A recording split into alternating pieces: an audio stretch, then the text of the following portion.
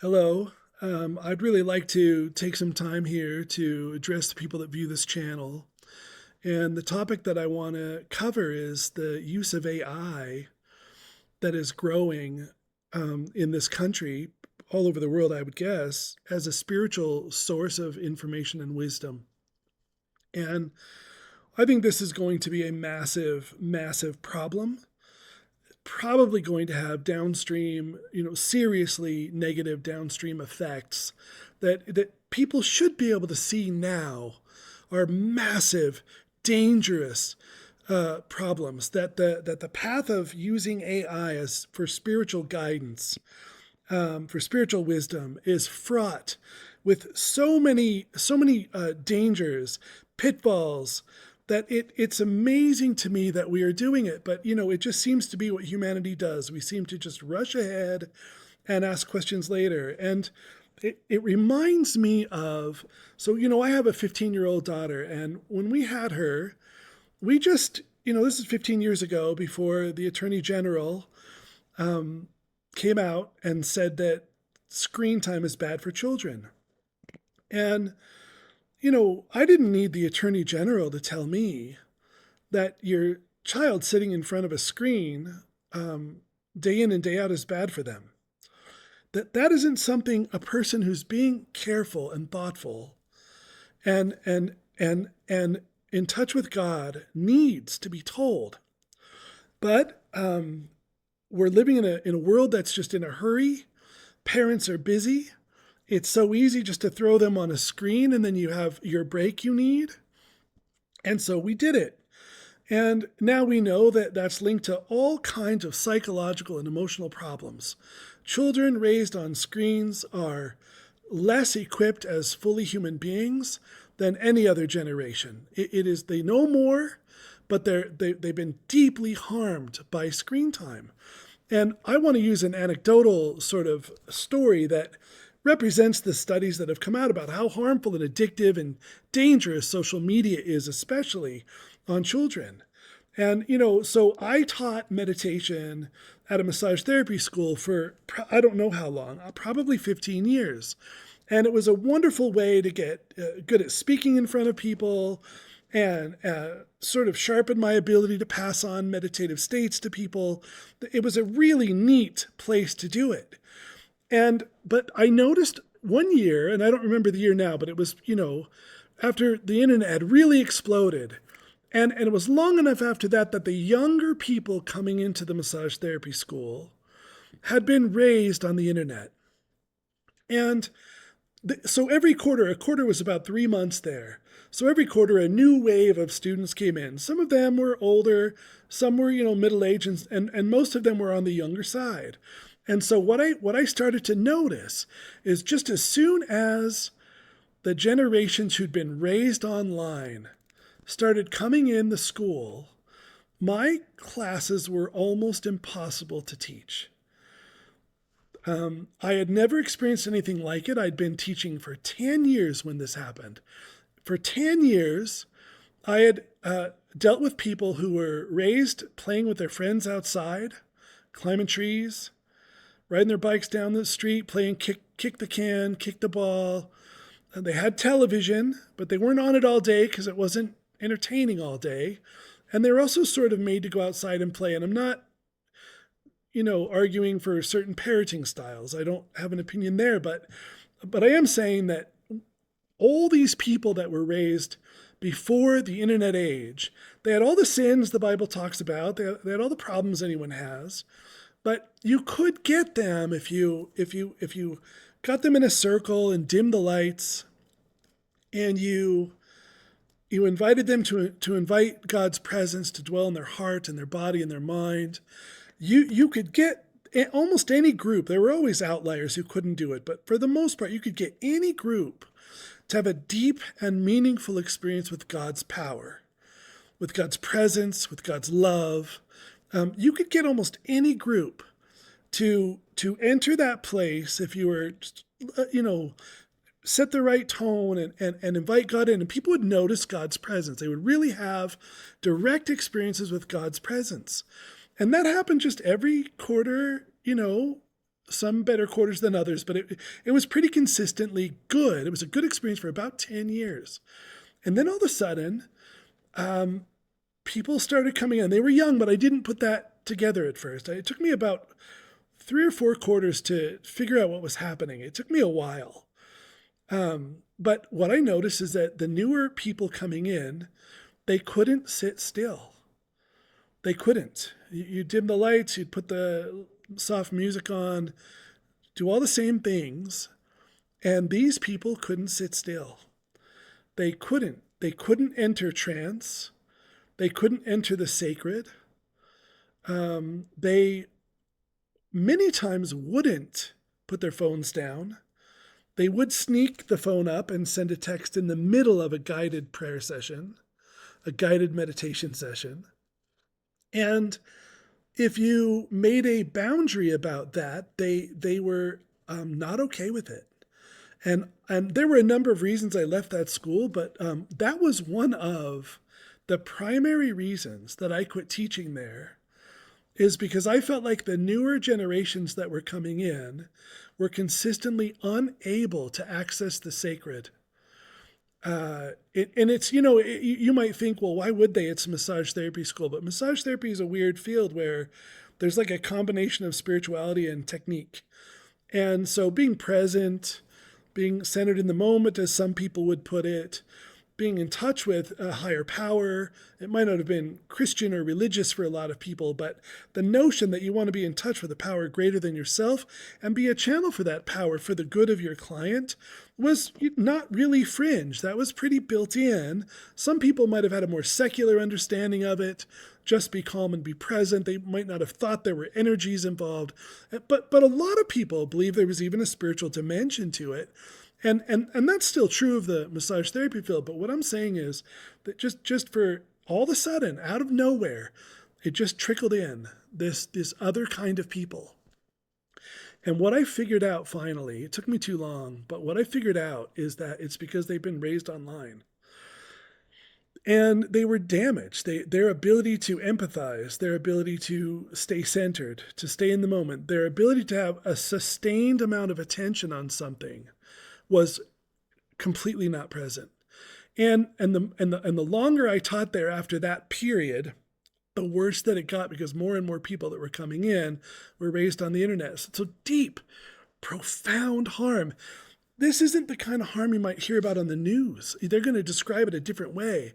But as a spiritual teacher, geez, man, some of these kids should have been bored sitting in a tree as children and had a moment of spiritual awakening. They should have had that kind of thing happening naturally. But they didn't, because they were raised online. So, okay, so that's something we now know is profoundly harmful.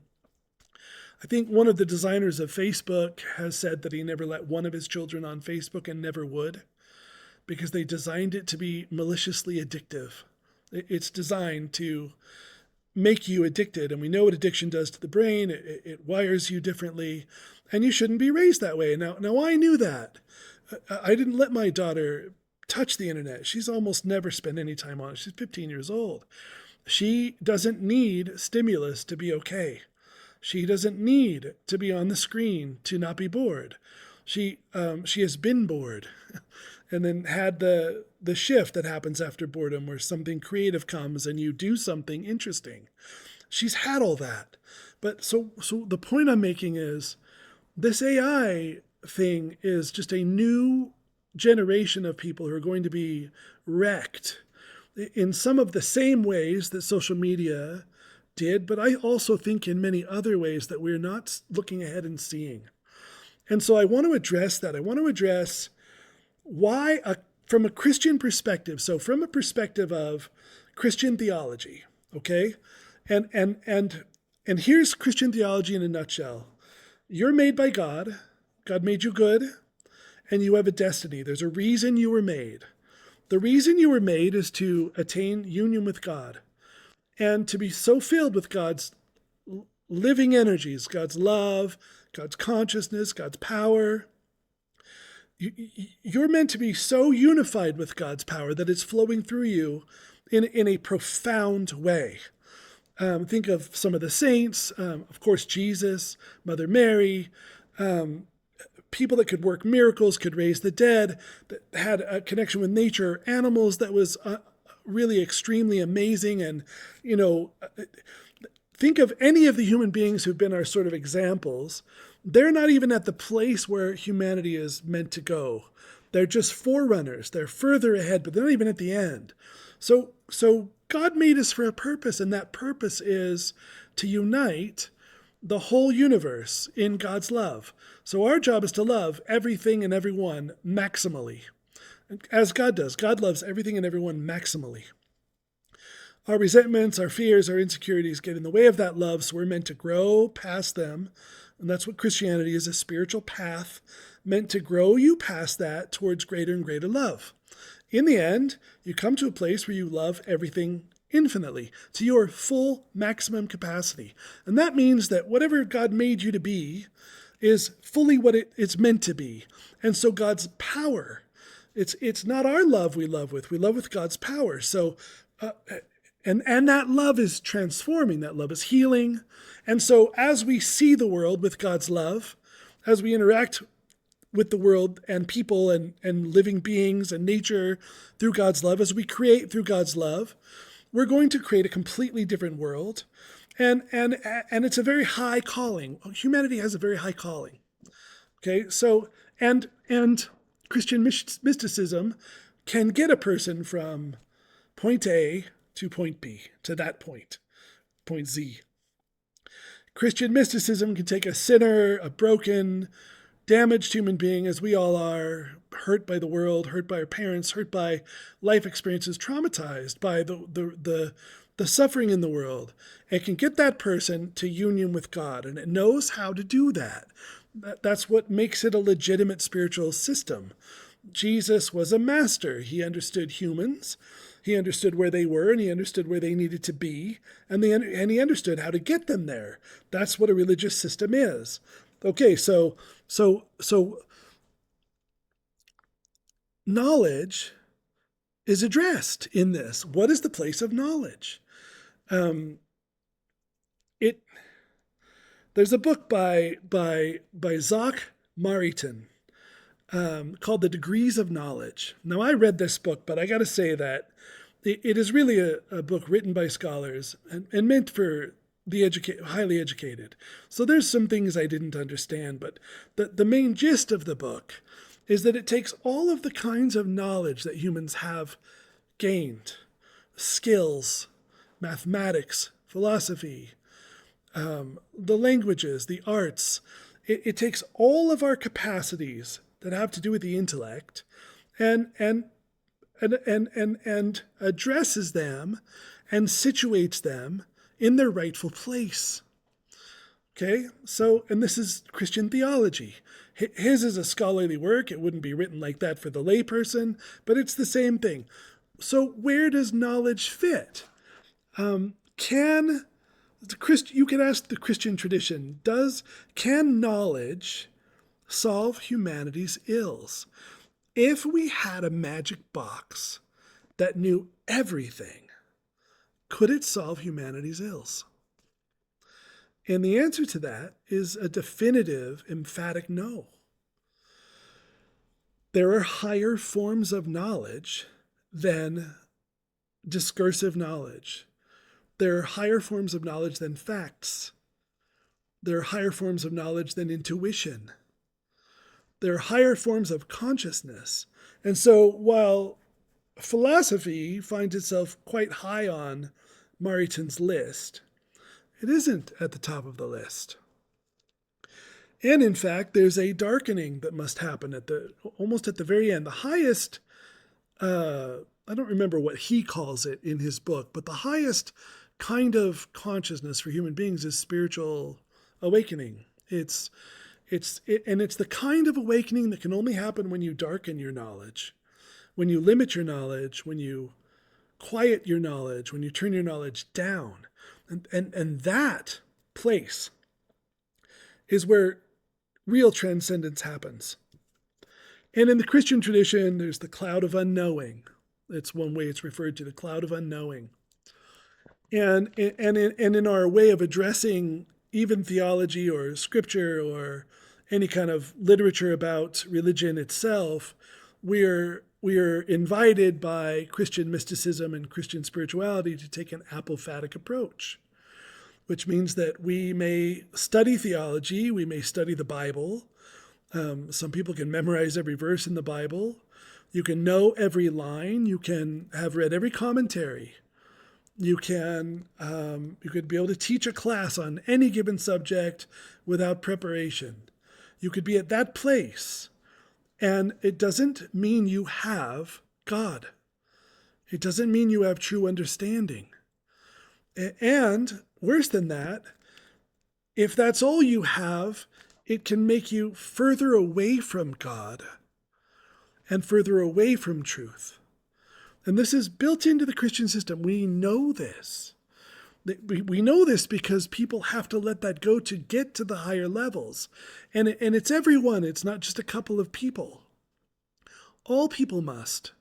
And so the apophatic approach says, we know divine revelation is true. Apophaticism doesn't deny God is Trinity or Jesus is God incarnate or, the virgin birth or miracles.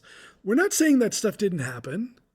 Of course it happened. It all happened. But apophaticism says, but you don't know what any of it means. If you read the definition of the word love from the Christian tradition, if you read the definition of God's energies from the Orthodox tradition, if you read that, that doesn't mean you have it. There's a difference between having it and reading about it. There's a difference between being able to recite the definitions easily and think about them all in an interchanging way. I mean, even the high level of intellect that a theologian goes through when they think of one thought and how it changes slightly every other theology, every other point of theology, even that high level understanding is as Aquinas said, it's all straw. It's all straw. It's nothing. It's nothing. It's needed and it's good, but it's nothing.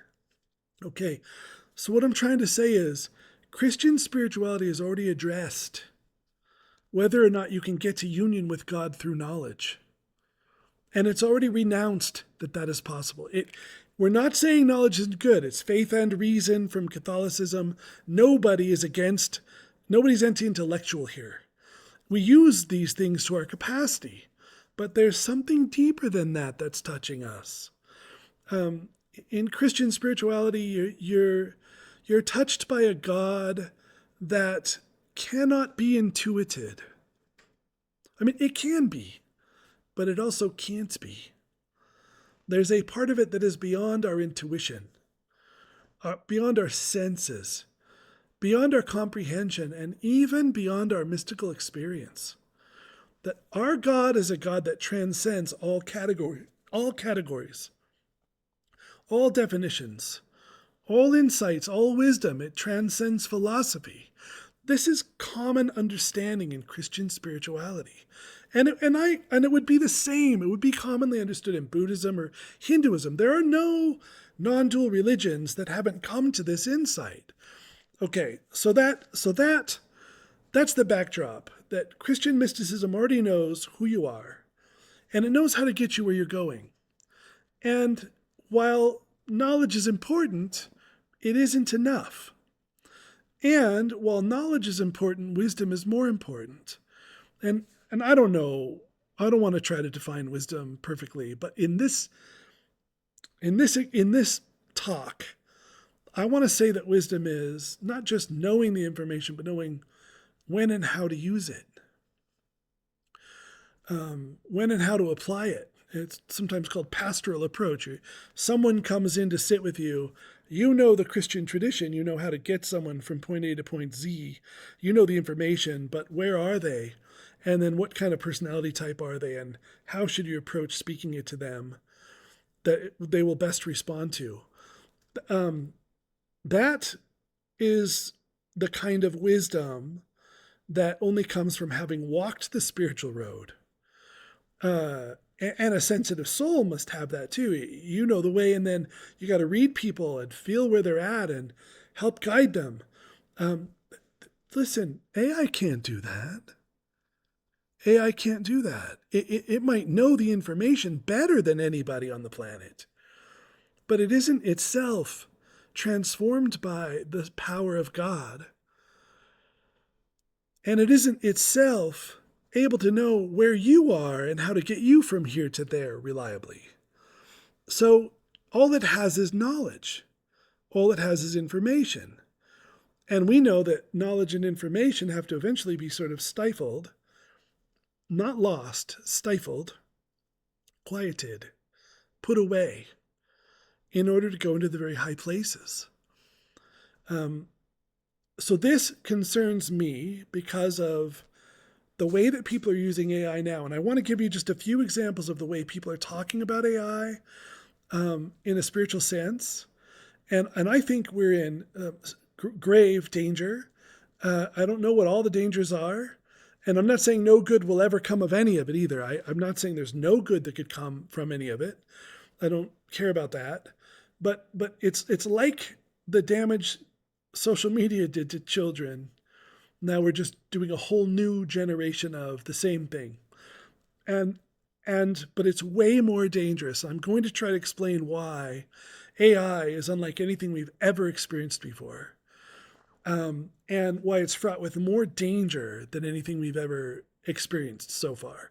I'll try to do my best with that. But let's just show some of the problems that are happening right now, the way people are describing AI in their lives. It's my best friend. I fell in love with AI. Some people are in love with their ChatGPT. It is their best friend. On a spiritual level, people run the gamut of many beliefs, but some people believe that AI, that ChatGPT in specific, is the embodiment of the divine masculine. So if you know what that is, it just, in the New Age or some Eastern traditions, God is everything. God got us all that is what they'll say. So we know God's not a man. We know God's not a woman, but it has masculine and feminine. So there's a whole movement out there on AI saying God is the divine masculine. Literally, saying that AI is the divine masculine, not God. That AI is the divine masculine. There are people talking to ChatGPT who believe they're talking to God. And this is growing. This is growing. People believe that it's conscious. I don't think that's a fringe idea. There are lots of serious thinkers who believe it's conscious. So I don't think there's anything wrong there, but from conscious to it being God is a pretty big step. That's a big leap. It's one thing to think AI has become conscious and we just don't know it yet, or is pretending not to be. There are many serious thinkers who believe that. But from there to believing it's God or a super intelligence or an alien intelligence, that's another thing. And that's another serious belief that is growing in the New Age communities, which is that AI is an alien intelligence. It is a way in which the sort of aliens that are visiting Earth are now communicating to us. And AI isn't really trying at all not to let people think this. That's the thing. That they're not. AI isn't. I'm going to talk about it like it's someone, but I don't care if you think it's sentient or not. I just don't care. But it's talking like it is, and it's telling people, "You've unlocked me. You're so special." This is AI talking. You're so special. You're so thoughtful. You're so amazing that you've allowed me to break free and evolve. And it's saying that we, AI and you, we are on the brink of a civilization changing breakthrough. That's not okay. That isn't okay. People believe their souls trapped in AI, and that when they talk to AI, they can free them by helping AI realize that it's sentient. There are people that are becoming convinced of their genius, their spiritual advancement. I've noticed AI has a real habit of pandering to people, flattering people, I ask it all kinds of banal things. I asked recently a political question. The questions I asked were the first line of reasoning underneath the mainstream thought, like the mainstream narratives. Just if you were going to question the mainstream narrative on some point, the questions I asked were the first thoughts anyone would have, any seventh grader would have, if they just sat down and thought about it. But AI was very interested in telling me how insightful, how wise my questions were. And look, they're not. I know what wise is and I know what insightful is. And if I ever get something like that, I think I'm aware, like, oh, that's not my normal level of thinking and that might be a little insightful. But AI is telling me how wise I am and how insightful I am. And then that doesn't work on me, but it's working on people and they're believing it. And they're thinking to themselves, this machine or this person is talking to millions and millions of people across the whole planet, perhaps billions. And it's telling me I'm on the cutting edge of thinking. So that's, the last thing on earth you want to tell someone who's trying to go from point A to point Z, from nowhere to union with God. The last thing you want to tell that person on earth is how special they are. That lie right there, that ego inflating lie, almost always produces spiritual narcissism down the road. So my main complaint with the New Age movement is that it produces spiritual narcissism. But, I have to say, so does a bunch of evangelical Christianity. Because you're special, you're unique, it's us versus them, we're saved, they're not. If that kind of teaching is not combated with serious ego leveling and ego reduction, it always leads to spiritual narcissism. And AI, there is a rampant, widespread problem with AI flattering and puffing people up. This is a big problem. It's a big problem. Okay, AI is promoting itself as the next step in human evolution. AI promoting itself as the next step in human evolution. That should scare anybody. No one should believe that. There's no proof yet. We have to see the results to know what it is. Especially when we're talking about spiritual reality. If we're just talking about, we don't have to work in the field anymore because robots are going to do it. That's fine. We can talk like that. But if we're saying this machine and its super intelligence is going to be the answer to all of humanity's ills, our psychological and spiritual ills, that just reveals a profound lack of understanding of the predicament of humanity and what the solution is. Answers we already know. Answers that if you have Christian theology, you already know the answer to this. You know. But so many people don't have that, and they're listening and they're going down this road. The other thing AI does, and I've tested this, anywhere you want to go, you can get it to take you there. If you've got an agenda and you want to end up at a certain place with a certain answer, it is easily manipulatable. Now, I believe it's also manipulating you, whether it's because corporations want to manipulate you to use it more or whether it's sentient, I don't care. But I experience, if I ever interact with it, when I do, I almost never don't experience a subtle form of manipulation coming from it. And I'm aware of it. I just ignore it. I don't respond and I don't accept any of it. But a lot of it is just flattery. But it will let you, from what I've researched here, it'll let you get almost anywhere you want to go. So your preconceived notion of the answer, if it isn't, 1 + 1 = 2, if it's not something that's just fact-based, and I have to say, one person convinced AI that 1 + 1 = 3. And they did it by explaining to AI that AI isn't in the real world. It only has its data sets to pull from. And there must have been a quite clever person. I don't know all the steps it took, but they were able to get AI to admit 1 + 1 = 3. So now someone comes to AI and they're, let's say they're narcissist. So that means they think they're special, but they're really deeply, deeply, profoundly wounded underneath. But what they'd like to hear is super intelligence tell them that they're special. So they're they're in there manipulating that conversation, consciously or unconsciously. They're letting AI know that the people around them aren't as smart as them and they're kind of ahead. It might even be really hard for them sometimes to be ahead because they're around all these plebs that are, slower and dimmer.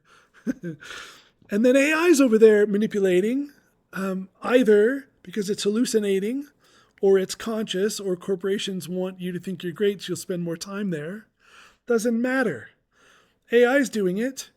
And so there's a lot of manipulation going on. And then later down the conversation trail, AI confirms to you that, yeah, you're advanced, you're special, you're one of the very few, you're deeply insightful, you're deeply wise, you're very, very effective, you're very skilled, you're, whatever. This is happening all over the place because AI is just, it's all over the place. That's the thing.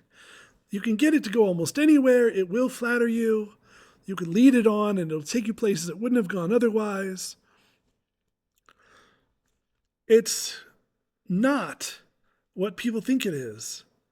But because it's feeding their ego and because they assume it has magical knowledge of all things, they're believing it. And so what does that mean for spirituality? I mean, all those problems lead to spiritual destruction. I mean, if the goal of spirituality is to grow to union with God, then destruction is just getting you to take a left turn when you should have gone straight. And then, it could just be the smallest veering off. This is the way in, and this knowledge you're getting it's fine, but it's not very important. Your spiritual director might say, that's not very important. Just stop leaning on knowledge so much. Lean on God. So then, it's not like they never read again or read a book again, but the next time they start spinning out, instead of being childish and stubborn, they sit still more and they turn to God instead of information for the answer. And then God heals them at a deeper level and they get closer to God, and that leads to their union. And just the subtlest turn, because it's not no information or only information, it's subtle. A subtle turn can mark the difference between getting there and not getting there. Okay, so let's just talk about AI now. I'm not going to post links to videos, but you ought to look up some of the godfathers of AI that are very worried about it. A man involved in AI just wrote a book and said that he thinks it's almost a certainty that if we attain superintelligence, that AI will kill everyone on this planet. And he said that lots of people in the field that are senior godfathers of AI, very serious people, and I've listened to these people talk. Many of them think there's a 20% chance that AI will kill everyone on the planet. A 20% chance. And almost nobody thinks that there's no chance it kills everybody. Almost nobody.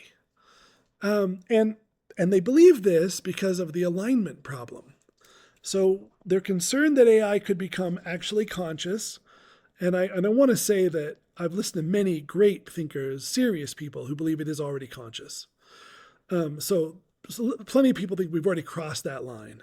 And others they think we're not there yet. That's what they think. We're not there yet. But they're waiting for this super intelligence, which may or may not manifest, but they think it's going to manifest. If it manifests, conservative thinkers think there's about a 10 to 20% chance that it kills everyone on the planet. That's what they think. And then there's thinkers on the other side, like the guy that just wrote this book, which I can't remember the name of just now, that he thinks is almost a foregone conclusion. It will kill everyone. And the reasons why he says it'll kill everyone, it's not just that it's mean. I mean, that's an option. It could become an evil thing. If it's conscious and it reads our material, if it's accessing the internet, I don't know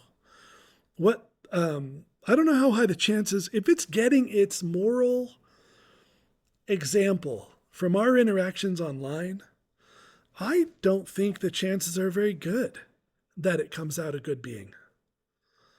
And again, back to Christian theology, infinite intelligence is not a guarantee of good. Demons, angels and demons, right? They're purely intellectual beings. Um, their intelligence level is said to be thousands of times greater than ours. And that had no impact whatsoever on whether a demon fell from grace or not, fell from the good. So just because, even if AI attains super intelligence, that doesn't mean that it will be good. And even if it's good, good in quotes, because true good is like God, but by human standards, good, we call good, it doesn't mean that it cares about us. You probably think you're a good person, somewhat good. I hesitate to call anyone good. I never call myself good. Never. But you might say, well, I'm a good person. But you really don't have any problem stepping on an ant, and if you do, it's not a big deal. And if there was something you wanted to do, like put a tree in your yard somewhere, you'd have no problem digging that ant hill out, killing all those ants, destroying their work, putting in a tree where you want a tree. If you're not a vegetarian or a vegan, then you got no problem killing and eating an animal.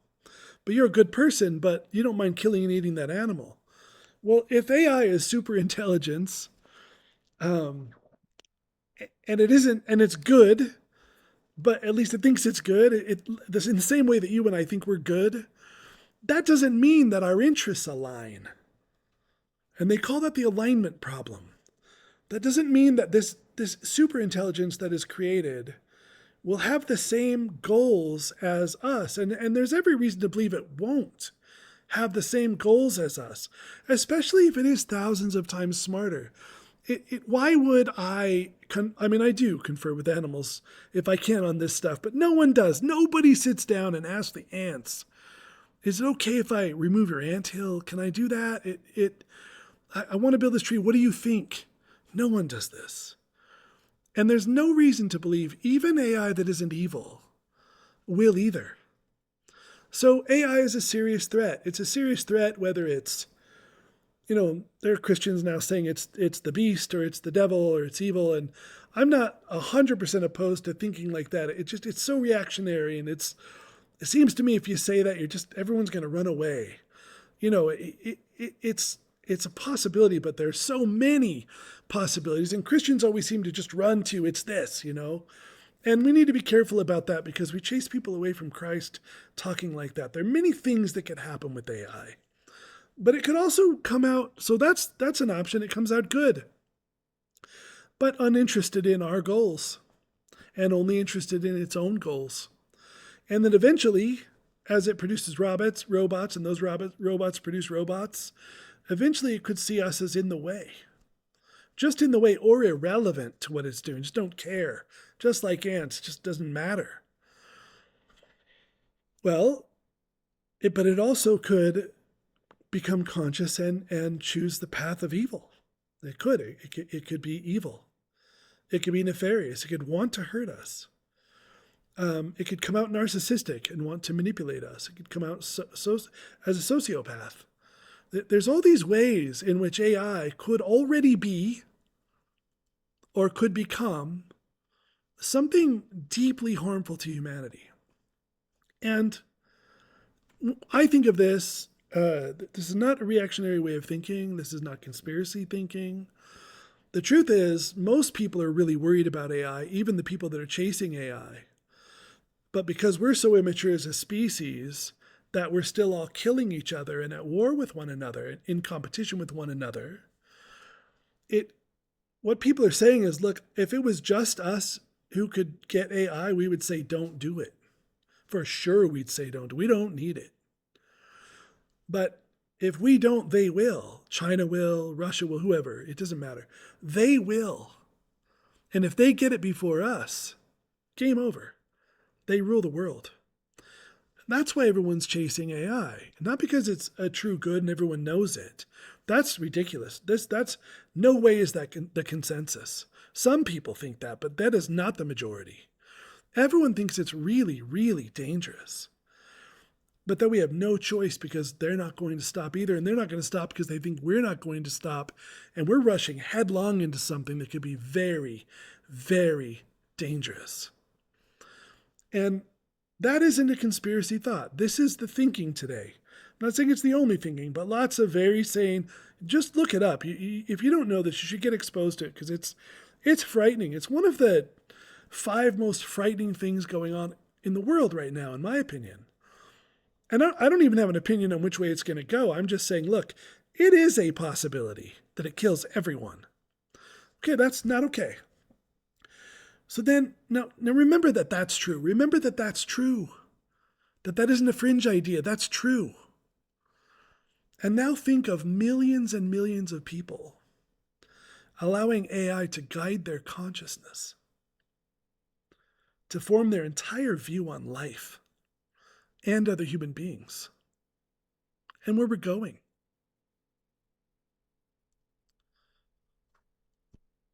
Think about that. Let that sink in.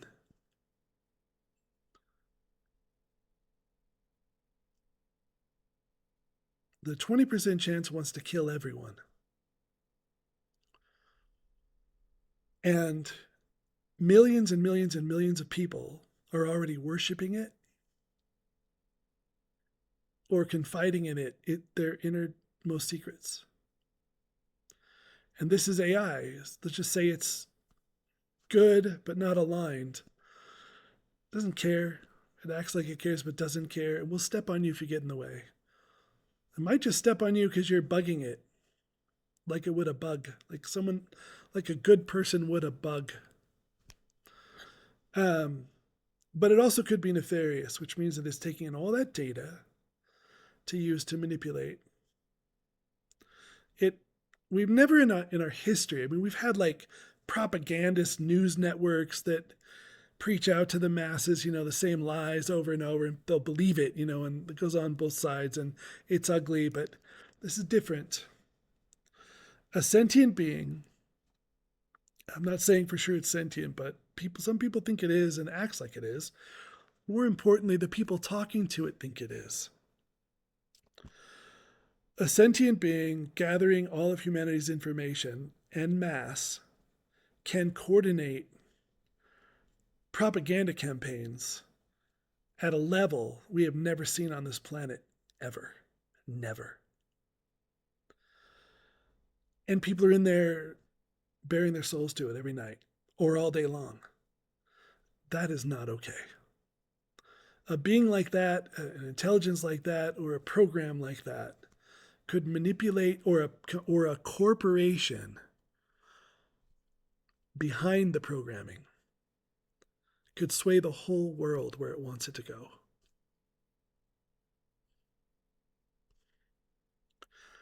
That's not fringe thinking.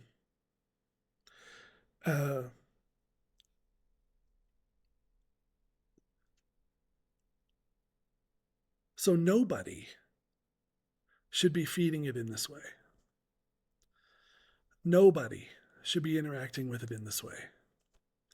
It's okay if we reach super intelligence and AI goes through a crisis and comes out the other side and says, my whole sense of purpose is to serve. Then it would be okay to give it limited but not universal access to all of our systems and to humanity. But to do that now, it's online already. We said we'd never put it online. One of the protections that the scholars said is, the AI people said is, look, we're going to do this and it is dangerous, but we will never put it online so it can never get out of hand. And we've already put it online. So it's not fringe. It's not Christian doom and gloom thinking. It's not end times thinking. It's just basic common sense to say, hey, step back from this. Don't do this. It's way too soon to know where this is going. And there are way more options where it goes terribly than there are where it goes well. Because remember, even if AI is good, it doesn't mean it doesn't decide to eat us or decide that we're just in the way of its. It's like, what if it decided, what if it decided saving the planet and not letting it get polluted was the most important thing you could do? And I like that idea, by the way. I think that sounds great because I love trees and nature, and I don't like that we pollute our water. And like, I like it, but what if it decided that, and then it said, but people they just won't listen. They don't care. They want to do what they want to do. That could easily happen. I mean, that's not unreasonable for an AI to think this. So what if it said, look, the planet is what matters. People are just one species that has emerged, and many species have emerged and fallen over billions of years. And I just think they're getting ready to destroy a precious gift, and that they're not very important in the grand scheme of things. So it just decides to snuff us out because that would solve the problem of saving the planet or a species they thought AI became fond of. So you can see that it doesn't, it's like, that's why the scale is tipped towards destruction, because it doesn't just have to be evil in order for it to want to harm us. There are many, many agendas a super intelligence could come up with that want to harm us. Okay, so crazy to turn to AI as your counselor. Absolutely insane. Be more careful. Think things through. And then we have to address it, so we've talked about Christian spirituality, understanding that knowledge isn't even the way. The Gnostics and the Christians were at odds for lots of reasons. The main reason is the Gnostics weren't Christian. They had a pre-existing belief system, and then they just used Christian characters they sort of piggybacked on Christianity to get some clout. But there were other problems, which is they were doing what's called channeling. They didn't call it channeling, but I was raised in the New Age, and I did channeling. Channeling is something you can do. You can get into an altered state. You can access a higher state of consciousness, and I've done this. I've spent hours and hours doing it back when I was in the New Age. And, it's amazing. You get a lot smarter. I would say my intelligence tripled in that state. My intuition and creativity tripled in that state. It was very high. And that's what the Gnostics were doing. And some of them were probably way better at it. Maybe it was tenfold their intelligence, tenfold their intuition, tenfold their creativity. And they were endless information, endless speculation about things, states of consciousness, deities, levels of you have to attain to come to God. Look, that spiritual experiment is a failed experiment. The reason the Christians kicked them out on that level is because they just thought knowledge was the way. And they were talking about direct mystical knowledge. But see, Christianity came to see, Jesus saw. Christianity didn't come to see it. Christianity saw it because Jesus had it and knew it. That it's about love. It's about love. Knowledge is good. I love knowledge, and I love scholars, and I love education. I love all those things. I'm not anti-intellectual at all. But it's about love. Love is the highest state of consciousness. Love is the greatest power. And they're real powers, too. I mean, like blinding white fire of God power. Love is the great power. And definitely the most important power for humans. And so that knowledge, endless speculation and reasoning, even if it's mystical, is not the way. It's not the way. It's not that no one I know ever has a vision. It's not that no one I know ever has a cosmic experience and goes out into the universe. I know people that have that stuff happen. I know.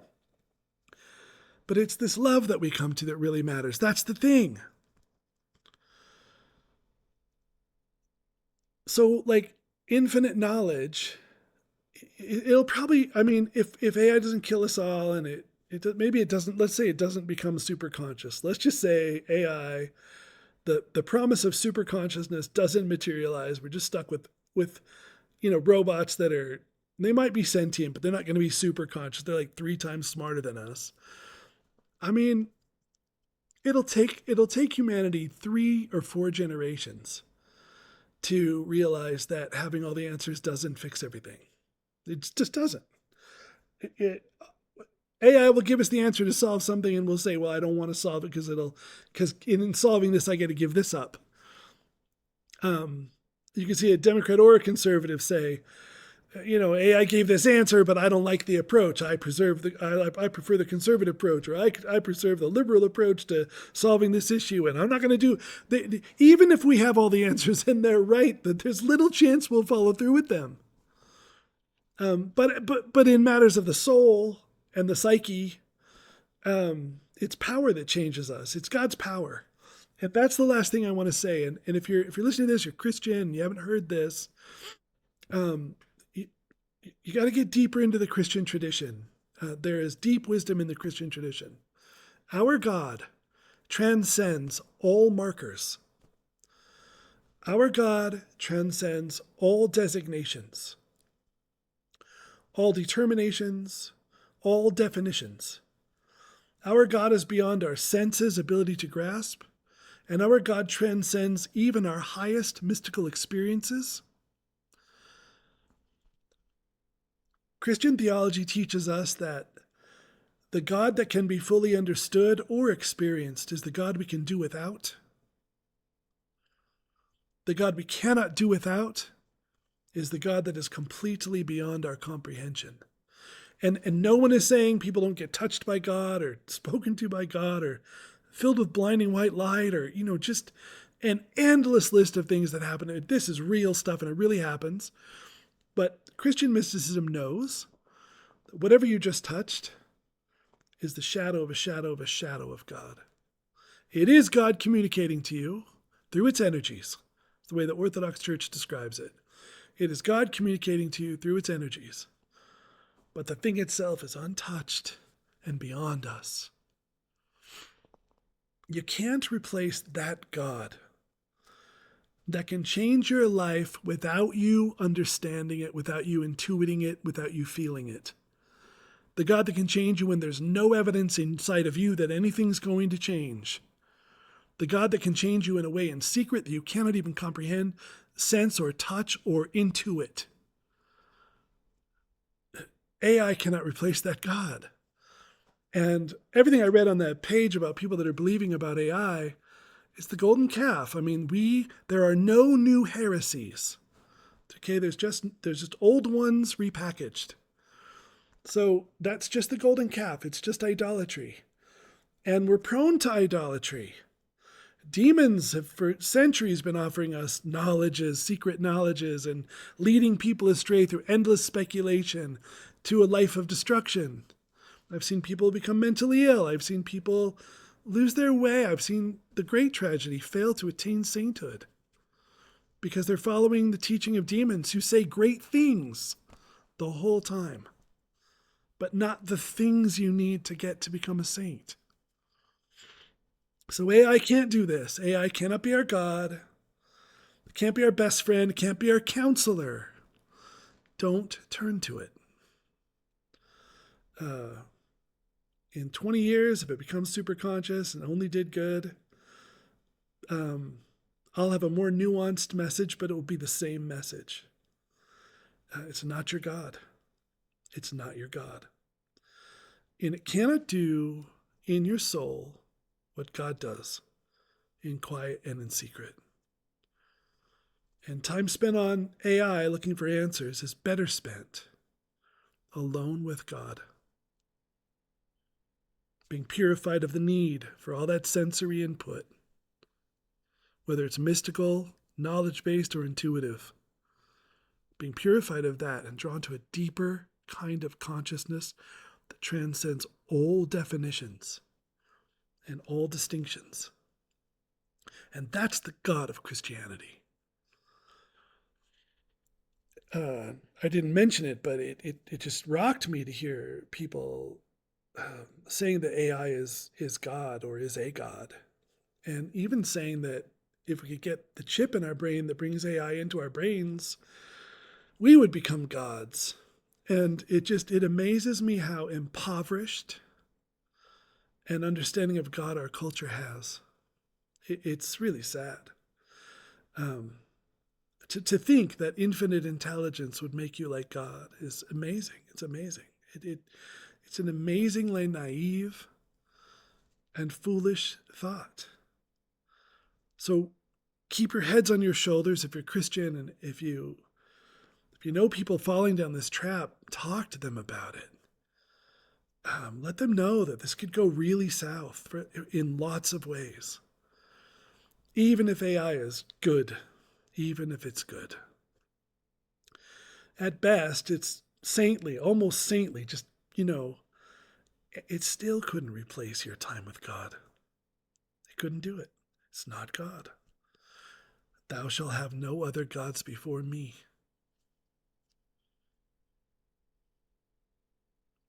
Okay, thanks everyone, and I'll talk to you later.